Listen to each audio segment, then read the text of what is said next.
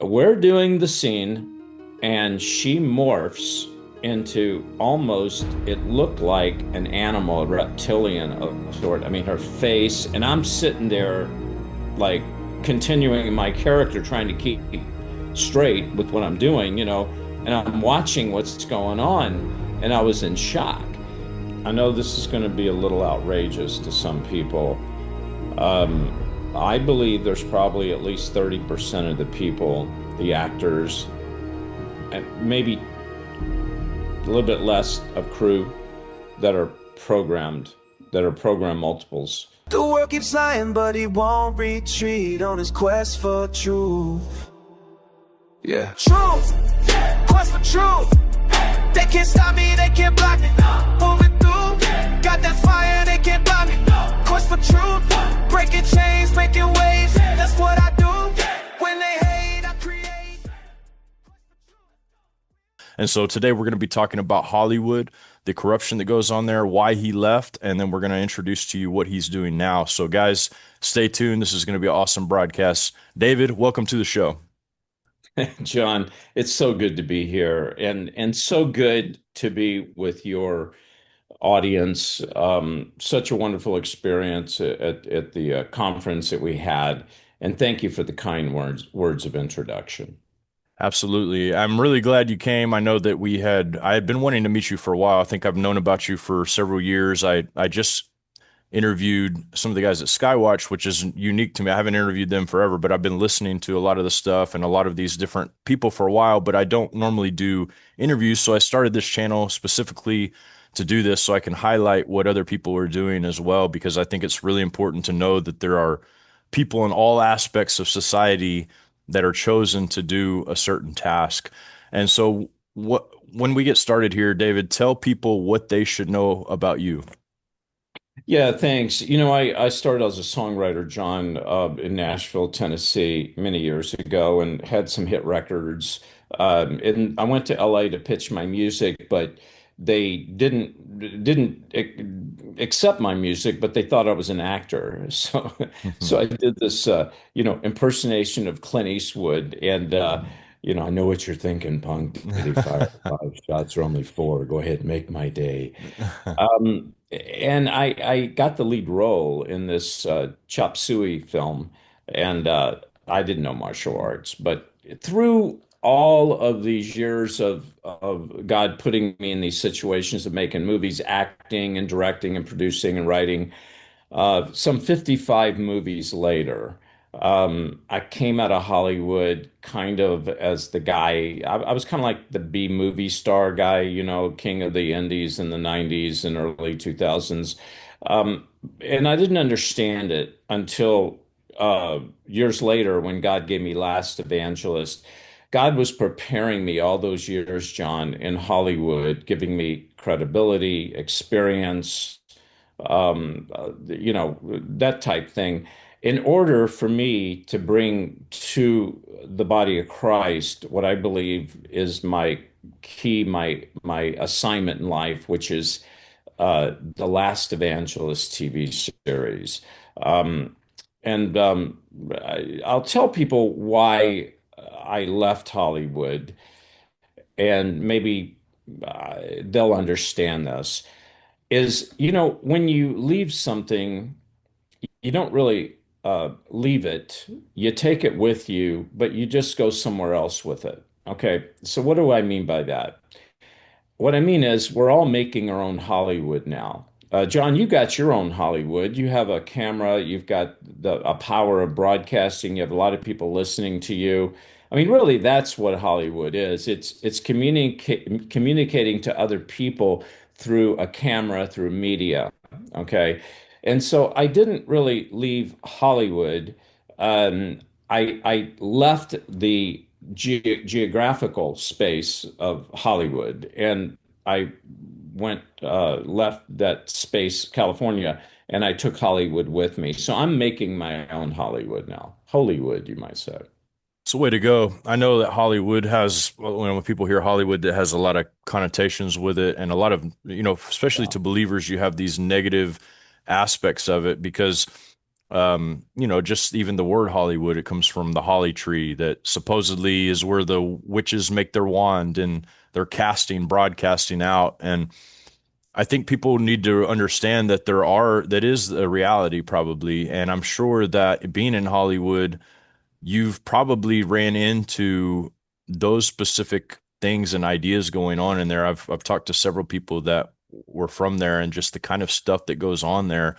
Give us some insights as to what it is about Hollywood that is really causing a lot of people to fall, I would say. I mean, most, like I said, a lot of the people that I've talked to that either are still in Hollywood or come out of Hollywood, they're saying that this is Sodom and Gomorrah. This place is the Sodom and Gomorrah of Sodom and Gomorrahs, and there's just so much horrific things going on. And I know everybody's experience could be a little bit different, but what was your experience in Hollywood?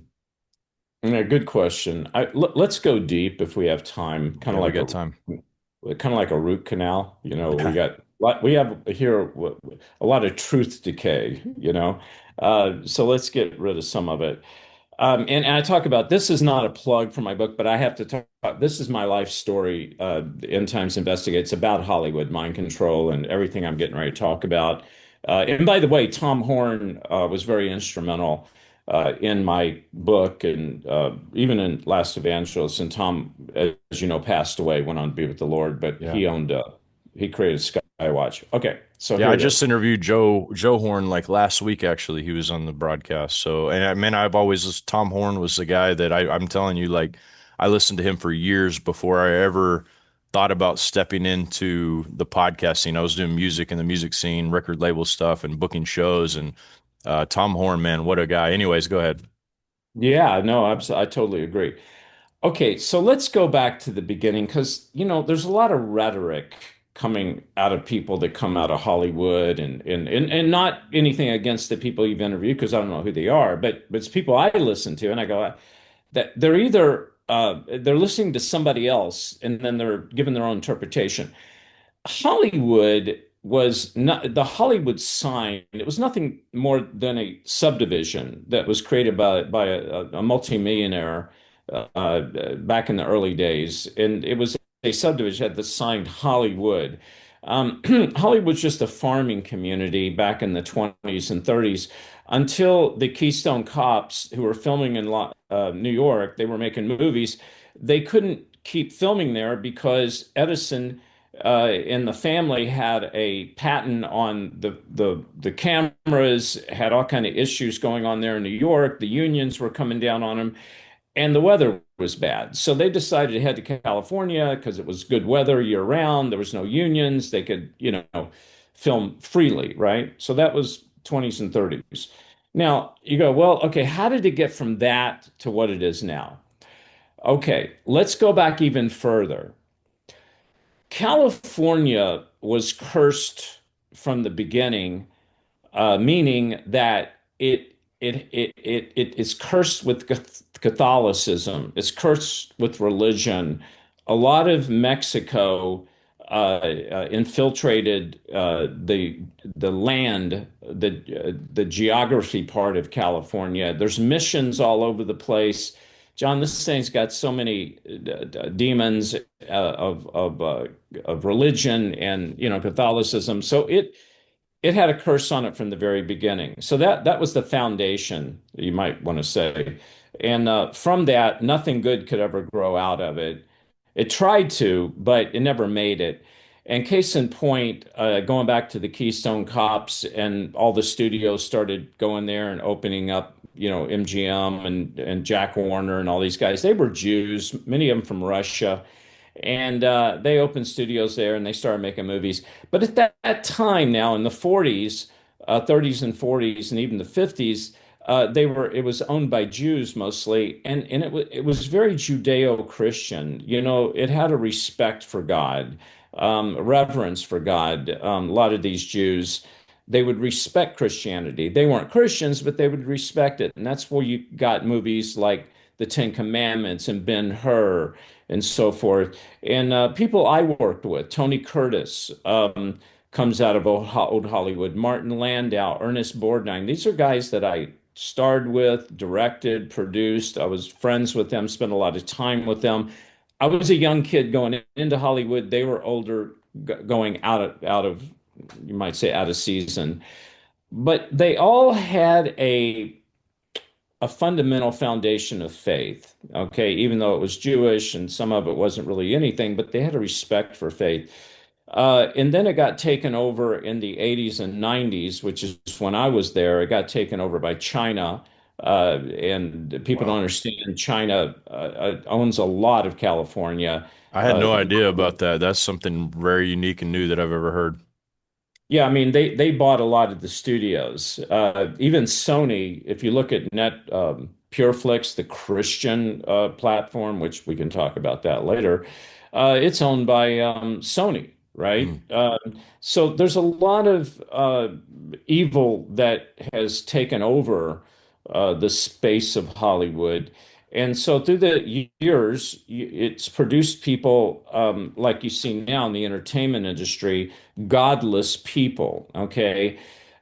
These Mhm. God haters, they're just godless. Okay. So it's not that they hate God, it's just they have no God except their only God is their politics, right? And that's why you see Jimmy Kimmel and you see, these wackos coming on, De Niro, and it's insane. They've lost their mind pretty much.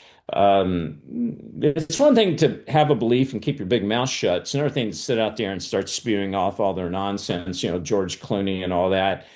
These people have pretty much sold their soul in the way of they've given themselves over to this philosophy, which is basically Moloch, and it's aligned with the religion. I mean, with politics right now. Yeah, it sounds almost like a Crowleyan "do as thou wilt" type thing. Mel Gibson's one of the guys that he was some of the stuff that he says is just mind blowing to me. Like he's talking about like he saw Christopher Walken almost turn into a demon basically as he was talking to him, and the kind of weird underground things that happen. And I would assume that anytime you have a godless society, you're going to have that kind of thing because people want the next thrill, whatever the next thrill is. And it's kind of, the epidemic that's hit our country with, um, I'm trying to sugarcoat this the best I can so that we have the best chance here on YouTube. But the kind of deviance, there's a sexual deviance that seems to be rising more and more in Hollywood right now. As you hear about like the Diddy stuff that happened, and you hear about some of the Epstein, which Epstein wasn't Hollywood, but there's like similar stories about that going on in Hollywood. Was that your experience, or is that something that you knew about while you were there? Yeah, this is a spillover from the 60s, actually, and the 70s, Berkeley, free love, whatever. And then it manifested and grew into the 80s. If you'll notice, I don't know, John, how old you are, but in the 80s, when they came out with the action movies, which I came in at the end of the 80s, okay, Okay. and the beginning of the 90s, there was a lot of nudity. More nudity in film at that time than there ever had been. The 80s was the birth of, let's show naked people on screen and whatever. And then from that, went into the 90s, and people, along with social media, they became numb. You no longer see. It's one thing to see sexual activity and get titillated, and there's a vibe there, but it's another thing when you have no vibe, when you become so numb that you either have to have more of it, go to a new height, or it just becomes of no value. So therefore, God created us as sexual beings, which to them, there's no value to that. It can be used in any way and abused and whatever. And that's why you're seeing pedophilia. That's where you're seeing all this stuff. But circling back around to Mel Gibson, I think what he's talking about, and I'll share with you my experiences, Okay. is I have seen I have seen some of these people morph into something else. I do talk about the Nephilim and I talk about things like that, but I want to talk about the Hollywood, how these people are so they get so engulfed in the demonic worship of their belief system that they actually become someone else. I've done scenes with some actors, one actress in particular. She's kind of well known. She's older, but you'd probably know who she was. I did a movie with her. And I'm telling you, John, as I'm doing the scene, this gal was not there anymore. First of all, I noticed in the scene when I was rehearsing it that she wasn't there. I was looking at her eyes and I'm thinking to myself, she ain't there. There's something strange. I went back to my camera guy because we rolled video at the same time we rolled film. I just wanted to look back at the video and I looked at it and it didn't show that. He said, "No, she looks good." I said, "But she ain't there. There's nothing in her eyes, you know?" Mm. And so then we kept shooting the scene. And then during the scene, now this is going to sound really weird, okay? I don't have a tinfoil hat on. I'm only sharing with you my experience. We're doing the scene, and she morphs into almost, it looked like an animal, a reptilian of sort. I mean, her face, and I'm sitting there like continuing my character, trying to keep straight with what I'm doing, and I'm watching what's going on, and I was in shock. Give me 30 seconds to tell you guys about today's sponsor, NanoX. Now, look, if you're anything like me, I'm 43 years old and I'm not getting any younger, but I love to still get out there and do all the things that the younger people do, jujitsu, basketball, all that. But the problem is it comes with pain, and sometimes you need to help manage that pain with some type of natural product. And so NanoX, it penetrates deeper than the leading pain creams. And not only that, it works. It actually works. So, guys, I want you to check out NanoX. Link is in the description. If you click on that, I would be very appreciative. Check it out and let them know that I sent you. Thank you so much. And at the end of the scene, you know, because I was directing it, I forgot to call cut. And I just sat there, and my assistant director just sat there. Everybody's looking at each other. And he finally said, "Cut." And he walked over and he said, "David, are you okay?" And I said, I don't know, man." I said, I don't know what just happened." He goes, "I know, I just saw your face." So I went back to the camera guy. We went off into a room. I said, "We got to go back into this room by ourselves. I don't want anybody to see what we're doing here." And I took the camera with the video. We have a video monitor that goes because we were shooting film. So film, you can't look back at film. You can only look back. But you had this cruddy old video monitor at that time. And I looked, I said, "Now watch," because the close-up was on her. I said, "Now watch her. I want to see what happens." So I played the tape back, John. Zilch. Mhm. Perfect. She didn't change. There was nothing. And the camera guy goes, What are you looking for?" And I didn't tell him. I didn't Yeah, tell yeah, him because I didn't understand it. This was 20 some odd years ago. What I know now, I didn't know then. yeah. Here's what I'm saying. In the spiritual world, we as Christians can see this morphing and this manifestation that doesn't really manifest in the physical, if that makes sense. Mhm.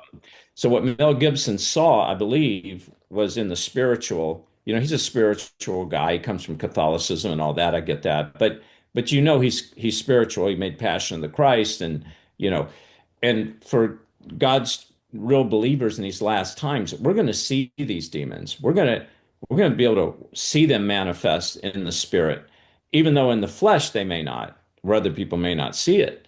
Cameras don't pick it up. Anyway, maybe I talked too much on that, but I wanted to share that with you. No, I think you could, that's very important to understand because a lot of people respect actors. I mean, in a big, big way. I mean, you love movies. It's like you see a movie and you're like, man, I love that guy because he plays such a fantastic part. But we got to realize that they're playing parts.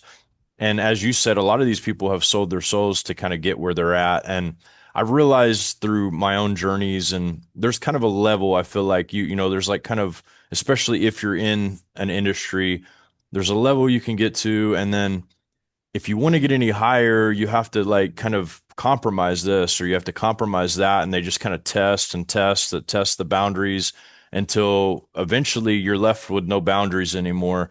And that, that's not been my experience. I'm not, I've tried to stay away from anything that could corrupt me. I've got 5 children. I've got a wife and everything. So I try to stay to myself. Right now I'm on an island with hardly anybody there just because I don't want to get myself involved in those situations, but I could see how an ambitious young actor or ambitious young musician or podcaster or anybody that really wants to make it out there could easily be swept into just doing almost anything. And some of those traps in Hollywood, if there's a person that's saying, "Hey, David, I want to go to Hollywood, David, and I want to figure out where my place is in Hollywood," what would you tell that person? Oh boy, what a question. Okay. First of all, I would not go out to Hollywood if I was a young person. I think Hollywood, there's not a chance in hell that it's going to continue on to exist. I'm so surprised there hasn't been a major earthquake. God's hand of judgment is on that state. Now, there are great people there and great Christians. I believe that God is going to judge that nation, that state, but he's going to preserve his people. Okay, I don't know how it's going to happen, but I believe that's what's going to happen. But it doesn't matter. You don't have to go to Hollywood to be in Hollywood. So you can go to Orlando, you can go to Atlanta, you can go to no matter where you go, you're going to find the same demons. And the reason is the power of the camera. I can take a camera, well, I can get a group of people in a room, John, and ask them to do something. Just, hey, would you walk over here and do this? Would you say this? Would you act like that? And they'll look at me and go, yeah, right. Why? But if I take that same group of people and I put a camera up in the room and I turn it on, I can get them to do things that they would never do. Okay. This Interesting. is why you see movies with such dark plots. And I'm talking, I'm a filmmaker and I've made, some R-rated stuff. But the things I've seen lately on Netflix and all these other flicks is nothing but pornography. I mean, it's darker than pornography and it's dangerous because it's piped into kids who can sit Hmm. there and turn on a button, right? Hmm. It it affects my mind. If it affects my mind at my age and what I've been through, imagine what it's going to do to a young boy, Hmm. 13, 14, 12 years old. So I would not go out to that physical location of California unless you knew God called you out there, or I mean, there was some reason for it. I would seek out places that are not quite as tainted. You can still make movies, you can still act and stuff like that. But if you did go into these places, the number one thing you have to do, well, two things. You need to pray constantly, ask God to protect you, anoint you and give you discernment. And number two is do something I didn't do because no one told me, and I was a Christian. Read your Bible. The Holy Spirit will guide you through Scripture and give you the words each day that you need to have, the encouragement and the power that you're to have each day, so you can withstand the weapons of the enemy. Yeah, that's important in almost every aspect of life you can think of because even in the corporate world or in the sports world or whatever, you're going to have that element because, as you said, the camera, there's something about the camera, there's something about the media. And I've been doing like a lot of studies lately. I was studying the Medians and the people that used to be, they basically were the wise men for the kings, the media. That's what their country was called, Media. And that's where we Mhm. get our word for medium. That's where we get our word for media today.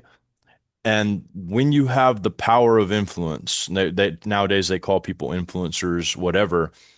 There are good influencers, there are bad influencers, but the power behind the media is unmatched because that's why billions of dollars are spent on the media to make sure that they can control it and all those different things. And I think it's important that people, believers like us and like you, do try to still continue in the media, but maybe, obviously there's more and more. strongholds we have to hit every time we go through it because we are believers. But I do believe God can lift people up in that sector to do his will. Just always think to David, David in the Bible, he went through a lot of horrible stuff, hard stuff. He was kicked out of his own kingdom. He was in exile for many, many years. He did a lot of things that he shouldn't have done, but God was still able to lift him to a position to influence the entire world. And you're right, you have to maintain that. So in the area of like Hollywood and all these other media industries, the mind control is a big aspect of it. In your book, you talk about mind control. Can you explain to people what that even means? Because most people are thinking, oh, this is David, John, you guys are idiots. There's no such thing as mind control. I'm above all that. There's nothing that can control my mind. So let's enlighten these people a little bit. Yeah, well, let me tell you something. Way before you and I came along, they were mind controlling us. Back in World War II, you go to a theater and, well, first of all, you'd see these commercials selling war bonds to fund the war. So what it is in order to get money, you got to start a war because that's always good for a government to have a war. They can, they can make a lot of bucks off that, but then you got to fund it. So then you go in and you wave flags and tell people how great the country is and how great it is that they're going over to bomb this and bomb that. I don't want to get into politics. I'm not doing that, but what I'm trying to do is tell you how they would sell these things through the theater. There was no television, right? And they would you'd sit there and you'd smell the popcorn and you'd see a little commercial with popcorn and Coke, and you go, "Wow, I got to have some of that." They would even do what they call subliminal, which they would have things upside down for split seconds, and your subconscious would pick up on it, but your conscious couldn't detect it. Mhm. Okay. They did this in magazines years ago, where they would have booze, sell alcohol, whiskey. And if you blew up the picture, like on the girl's arm, you would see demonic symbols on her arm. Wow. You would see just really, I mean, yeah, yeah, it's all subliminal, it goes to it. So it started many, many years ago. They learned they could do this. Then it moved into they brought TVs into homes back in the 50s, these little black and white TVs, but they had to have a way to get to the woman because they got the man out of the house working, but the woman stayed home ironing clothes and but the devil needed to get to her mind, so they brought the TV in and Palmolive soap started a 15-minute thing called soap operas. Mm. And it was all about, a woman who was cheated on her husband. She was drank. She was, a drug addict. She gossiped. Everything from the pits of hell you could imagine they put into a soap opera, right? And women got addicted to it. And so this changed America, and then they brought in the VHS machines into every home. Well, how do you think they got there? They got there because people bought these things on VHS tapes. It was called pornography, and they could watch it in their own homes. And when they did, and they got enough machines in the homes, John, over the 80s and 90s, they started coming out with movies you could Mm. watch in your home in privacy. There was no FCC rating. There was no MPAA rating like you did in theaters. So there was nothing to oversee anything. And now we're to the point where you can turn on all these flicks in Prime and all this stuff, and you're just watching stuff that's basically pornography right there in your face. That if you pay $15 a month, you can pipe it into your home, and your young kids can watch it. So I don't remember what your question was, but Well, no, the mind control aspect. I mean, that's exactly what I asked. So I yeah, watched a documentary. We were here. We're here with another family. We homeschool, so we try to teach our kids about this stuff. We watched a documentary recently where a guy was showing this in action. So what they did was they were screening Ocean's 12 on the big screen. This is, remember Ocean's 11, Ocean's 12. At the beginning yeah. of the film, they put subliminal messages that flash for one frame. You will forget this film. Forget this film. They did it like two times in there, and nobody really noticed it after the film. Okay, and you know how easy Ocean's 12 is to remember. I haven't seen that movie forever. Anybody can get the gist of what that movie's about. Every person that came out, almost every person, there was a percentage could not. They couldn't even. They're like, what's the film about? And they're um It's a good Hmm. question. You know, they couldn't remember because whatever that subliminal thing that hit them before the movie caused them to forget that. And to me, that was mind blowing because, like, I'm thinking, you know, myself, I always thought, well, I'm pretty divergent, right? I've bypassed everything. I've always been rebellious, even when it wasn't good. You know, like when I was younger, I've always rebelled against this or rebelled against that, and now I'm a believer, so I rebel against the culture. And I look at this stuff and I'm thinking like this is probably impacting me in more ways than I'll ever know. Like I have no idea what they're posting in there unless you go frame by frame by frame by frame. How do you even know what's being done? So that's very scary really when you think about it. Yeah, and now if you take that and you magnify it, you multiply it, times 1,000. This is what you're watching when you turn on all these movies on Netflix and all these other, platforms. They're doing the same thing now. So Hmm. imagine you're watching these movies with nothing overseeing it, right? Hmm. What it's doing to your mind. So people say to me quite often, David, you talk about program multiples. Should my programming? I'm not programmed. We're all programmed. Okay, we're programmed. There's a saying that says, "Give me a child up into the age of 7, boy up to the age of 7, and I'll show you the man." Hmm. So from birth to 7 years old, we are programmed. Now, when we accept Christ, we now have the mind of Christ. So we get deprogrammed, or we have the ability to be deprogrammed through Scripture, through the power of God. It's the only way you can escape programming. All Hmm. right. So we are all programmed. Don't think you're not. And you have to fight it every day. It's a battle between the flesh and the spirit. Uh, Program multiples, that's a different topic. That's where someone is programmed, usually intentionally.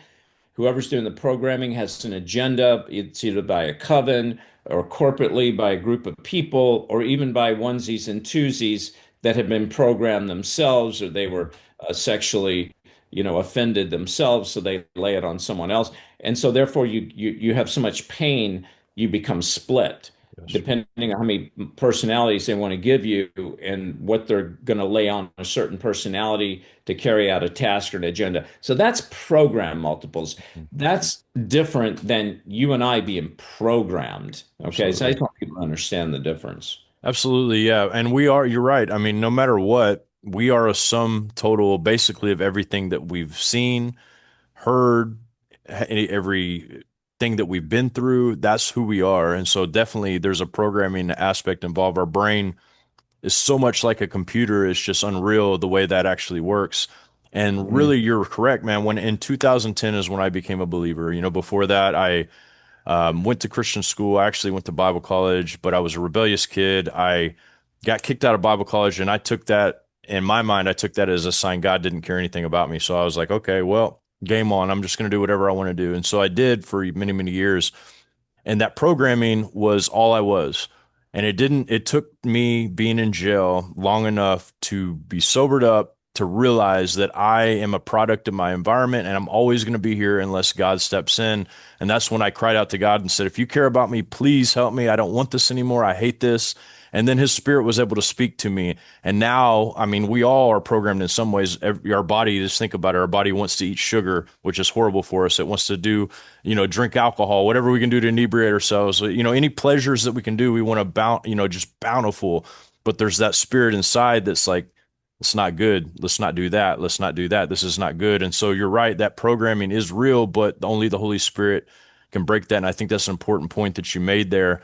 And when you were talking about something that I do want to just slightly touch on, because when people hear about program multiples, we've done shows about it. I knew Russ Dizdar very not very well, but I met him one time and in person, and we had talked about maybe doing something in the future. Of course, he's passed now, but I really respected his work because he really kind of jumped in and kind of created a safe place or a place for people to be harbored and be taken care of and maybe even delivered from that kind of thing. In your experience in Hollywood, would you say that any of the actors, if many of the actors, if any, would fall into the category of a split multiple?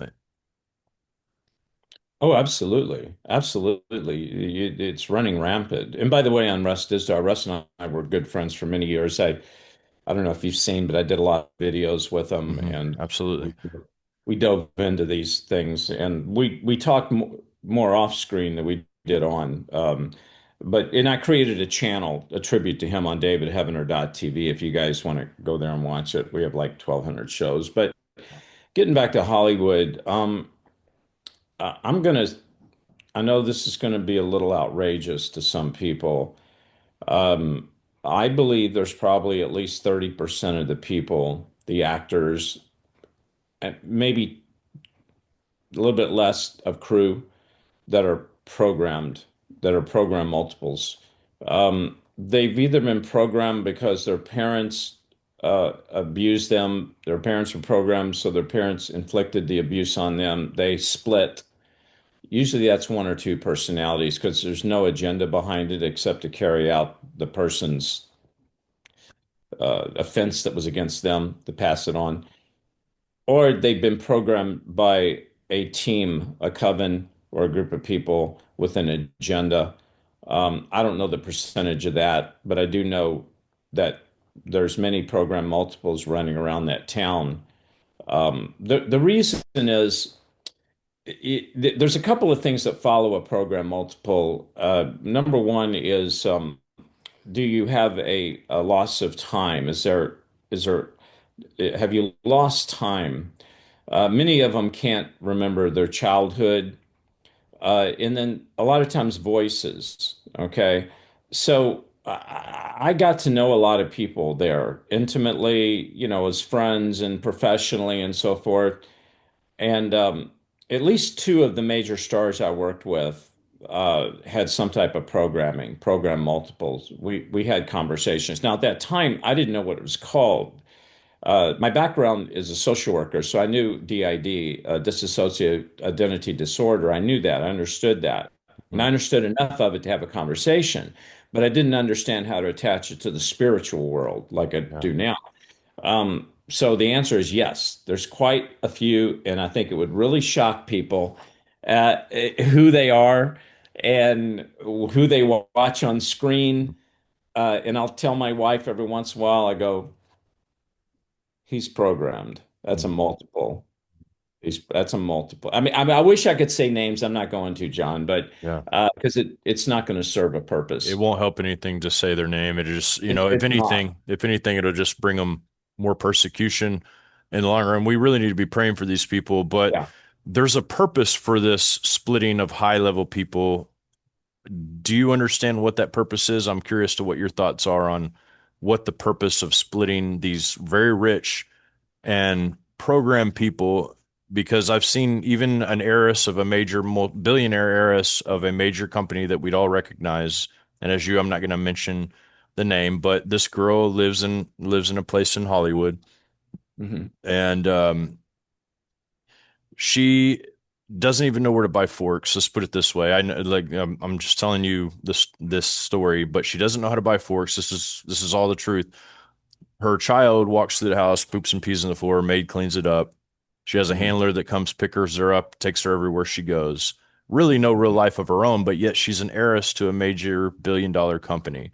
Why? Hmm. What's the purpose? I know that there is a purpose, but I'm curious to see what your purpose is or your idea is. So there's many. Well, let's look at religious television. You had James Baker taken down by Jessica Hahn. I believe she was programmed for this. You see a lot of preachers taken down by certain women. I believe they were programmed for this. Hmm. A lot of things you see crime out on the street now, Antifa and all this. A lot of these people are programmed. It's Hmm. not just because they're evil, which they are, but many of them are actually programmed to do this.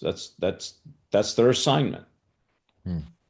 It's wild to think about. To an average person listening to this, they're going to think this is mind blowing, but it really does go back. And like you said, you have many programs on this, but it goes way, way back. And it's been going on for, unfortunately, a very long time. And our society's kind of paying the price, I think, for having this go. And it makes everything more treacherous. When you can think that everything's just straightforward and your enemies are straightforward, it makes life a lot easier. But when you realize that There's layers and layers and layers to this. It's mind blowing. And so now that you've left Hollywood and you've decided to make your own Hollywood, basically your own studio, you've got a film festival coming up. Tell us a little bit about what you're doing right now and what that means to the rest of us. What I'm doing now is my assignment in life. You see the poster in the background, Last Evangelist. It's a TV series. God gave it to me before the pandemic. And what was it? It was about a world where churches were shut down because of a virus, and there was a vaccine. And I play a cop that busts these underground churches for not registering with the government. Until one night, I hear God's voice. I go blind. When I wake up, I have a Bible in one hand, a gun in the other, and go after the Antichrist. So what it does, John, it marries the Bible to you might say crime drama, to action drama type stuff, where people that don't know Christ would watch this and by default be opened and exposed to Scripture. Now we've won over 32 awards with this episode one. Episode one and two is on davidheavener.tv. If people want to watch it, they can watch it there. Episode three comes out next week. It's called The Blood. But we've won over 32 awards, and it's allowed me to go in front of audiences that are secular, hold up my award, and say, I want to thank my executive producer, my Father in heaven. See, and so it's given me the ability to go in and preach without preaching. All right. Now, the last thing I want to say on the episode is episode three and four deals with missing children, deals with this programming you and I have been talking about. It deals with Operation Paperclip, how it went back to the Nazi war criminals who were doctors, how they shipped them out of Germany after the Holocaust through the Vatican with what they call the Red Cross passport, shipped them down to Central America, these criminals, and then they brought these doctors, criminals, up to the United States in the 50s, 60s, and 70s. And they put them in state hospitals across the United States and then continued their programming, continued these tests. And this is, I know because I worked at one of these mental hospitals. I know each hospital had their own graveyard. Many people just disappeared out of these hospitals that didn't have families. So I exposed that in episode three and four of Last Evangelist, if anybody wants to check it out on davidheavener.tv. That's awesome, and I'm really looking forward to watching every single one of these with my children. My children and no, my boys anyway. They love action films and they love like drama type stuff like this. So I'm excited to watch it. Tell us about your film festival coming up. You have a specific film festival. I know you go to a lot of them. I follow you on Facebook and I see that it seems like every weekend you're winning a new award at a different film festival, but now you have your own too, right?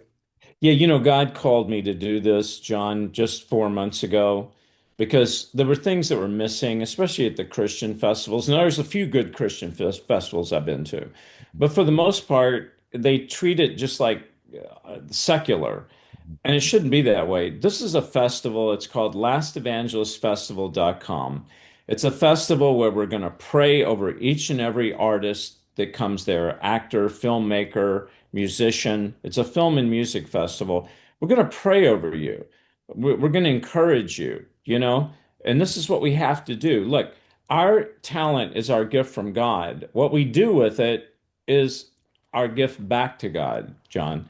So that's what's the difference between this festival and the any other festival is we're bringing the spirituality into it without being religious.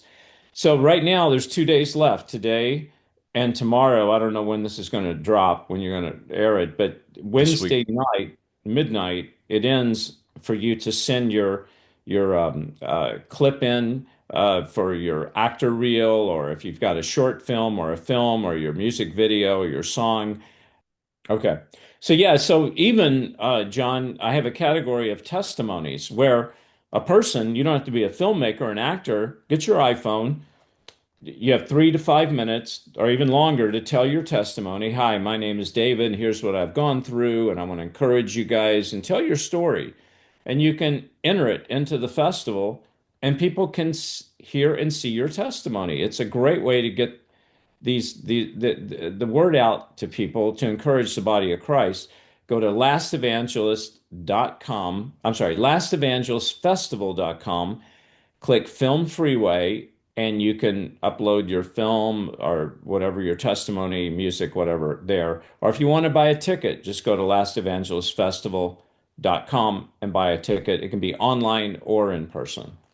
Well, guys, I am going to be releasing this tonight on the day we're having this interview so that you guys specifically can do that. I'd really encourage it. I think it's important that everybody gives their testimony, even if you're not a filmmaker, like the testimony thing in Revelation 12:11. Actually, David, this is interesting, but before I started doing YouTube, local TV, I had a show called Revelation 12:11, and I would just go around and interview people about their testimony so that they could share it. But I think that in Revelation 12:11, it says they overcame by the blood of the Lamb and the word of their testimony. And I just think it's so important. So do that. Don't be scared. Don't hesitate. I want to hear that at least 10 of you in the comments said, I've done it. I'm doing it. And we're going to do it. So David, thank you so much for coming on. Let people once again know where they can see you. I know David Heavener TV. We'll put the links in the description. But anything else that you'd like to plug before we get off here, please do. Thank you, John. They only have until Wednesday night, this Okay. Wednesday night, midnight. So if it drops tonight, which is Tuesday, you've got like 24 hours to do it, but it's okay. Yeah. Takes There's no time. Takes no time. It That's right. takes no time to really just tell your story, I think. Yeah. Yeah, if people want to support the ministry, go to davidheavener.tv and sign up, become a member. We go underground. John, I'm going to have you as a guest. I have many, many guests. There were 1,200 shows on there. We pray for one another. If you would like to donate to Last Evangelist, the way we're funding these things, go to lastevangelist.com. You can be an actor in the movie. You can special thanks. You can be a producer or whatever. And then the last thing is davidheavener.tv/give. If you'd like to help just support the ministry, call 844-806-0006. Absolutely, David. Thank you so much. And guys, if you haven't subscribed yet, now is the time because we do this stuff every week and we have amazing guests all the time and we're just going to keep doing it. We're going to keep doing it until they shut us down. Hopefully they never do that, but we're going to keep doing it. Hit the subscribe and pound the like button, please. Just pound it. Give it everything you got. Make it wish it was never born. They already got rid of the dislike button, so maybe if we pound the like button enough, they'll get rid of that one too. So guys, thank you so much. We'll see you guys next time. The world keeps lying, but he won't retreat on his quest for truth. Yeah. Truth, quest for truth. They can't stop me, they can't block me. Moving through, got that fire, they can't block me. Quest for truth, breaking chains, making